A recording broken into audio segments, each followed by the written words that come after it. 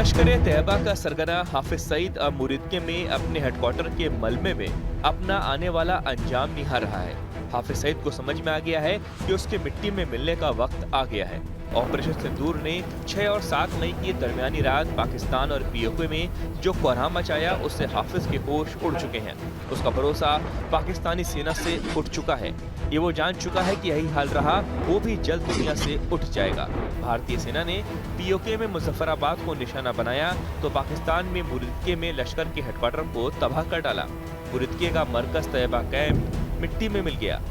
82 एकड़ के इस मरकज में भारतीय सेना ने चुन चुन कर निशाना बनाया है आतंकियों को। अब सैटेलाइट तस्वीरों में भारत के हमले के बाद हुई तबाही का मंजर सामने आया है। सैटेलाइट तस्वीरों से समझा जा सकता है कि भारतीय सेना ने किस तरह ऑपरेशन सिंदूर के तहत पूरी योजना और सटीकता के साथ पाकिस्तान में मौजूद लश्कर-ए-तैयबा और जैश-ए-मोहम्मद के 9 बड़े आतंकी ठिकानों को तबाह कर दिया। ये वही ठिकाने थे जहां से आतंकी भारत में घुसपैठ और हमलों की योजना बनाते थे। भारत ने इस हमले में स्कैल्प मिसाइल और हैमर गाइडेड बमों का इस्तेमाल किया।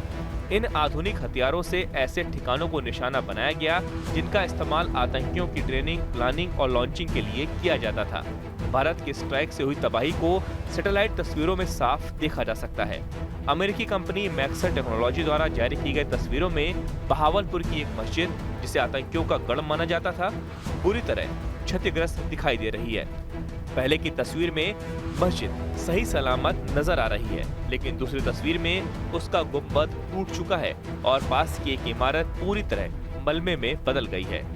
तो वहीं मुरिदके में हुए हमले की सैटेलाइट तस्वीरें सामने आई हैं, जिनमें एक लंबी इमारत पूरी तरह से नष्ट हो चुकी है। इन इमारतों में जैश और लश्कर के आतंकी अक्सर छिप कर बैठते थे और हमलों की तैयारी करते थे। इस हमले के बाद अब खुद पाकिस्तान ने भी नुकसान को कबूल किया है।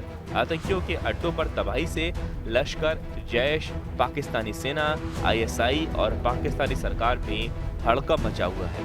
इस स्ट्राइक में बहावलपुर में जैश-ए-मोहम्मद के मुख्य ठिकानों पर हुए हमलों में मसूद अजहर के परिवार के 10 सदस्य और उसके 4 नजदीकी सहयोगी मारे गए।